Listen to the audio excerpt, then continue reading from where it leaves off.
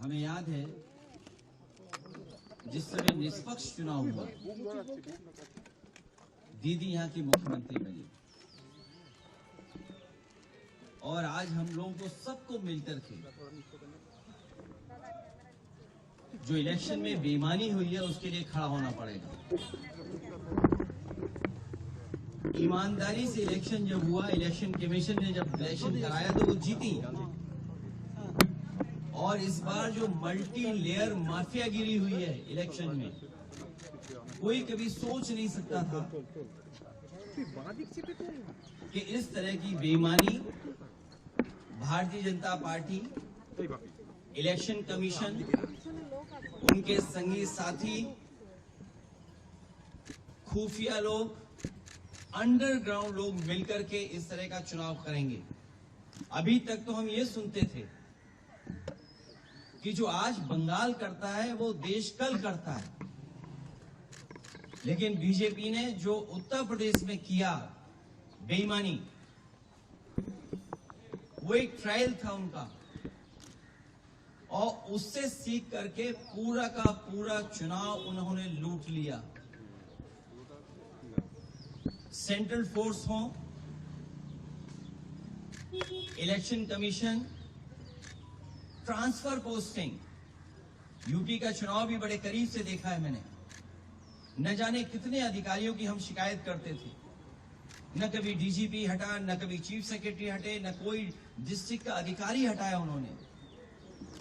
लेकिन जब बंगाल का चुनाव हुआ, पूरा का पूरा स्ट्रक्चरली उन्होंने अपना बनाया और उनको निर्देश दिए गए कि आपको चुनाव हराना है।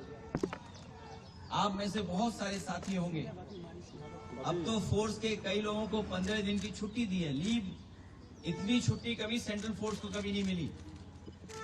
अभी सुना है कि 15 दिन की छुट्टी दी गई है। और जिस तरह का व्यवहार यहाँ हो रहा है पॉलिटिकल वर्कर के साथ, पार्टी ऑफिस के साथ, हम लोग भी सरकार में आए और सरकार से गए, कभी कभी किसी वर्कर, पॉलिटिकल वर्कर के साथ इस तरह का व्यवहार नहीं हुआ। चाहे हमारे साथी अभिषेक हों, आदरणीय दीदी हों, उनको सिक्योरिटी की थ्रेट हो, जिन्होंने इतनी सेवा की हो लोगों की, आखिरकार किसकी ताकत की वजह से ही कर रहे हैं। और मैं तो वो तस्वीरें दिखाना चाहता हूं जो कभी यूपी में तस्वीरें बनी थी इलेक्शन में। ये शायद तस्वीर आपने सबने देखी होगी, ये तस्वीर तो देखी होगी आपने। इससे ज्यादा भयानक काम यहां हुआ है। अगर बुलेट्स के डरा करके वोट डाला जाएगा तो कौन जीतेगा? आप बुलेट से डरा रहे हैं वोट के लिए, और इलेक्शन कमीशन निष्पक्ष नहीं है, बीजेपी के सहारे पे काम कर रहा है। जब बाई इलेक्शन उत्तर प्रदेश का हुआ था, मैं लोकसभा में अपने सभी मेंबर्स को लेकर के, कफन लेकर के गए थे हमारे सांसद, और इसलिए लेके गए थे कि स्पीकर को दे दें जिससे कि इलेक्शन कमीशन तक ये चला जाए, क्योंकि हम लोगों ने कहा कि इलेक्शन कमीशन ही मर गया है।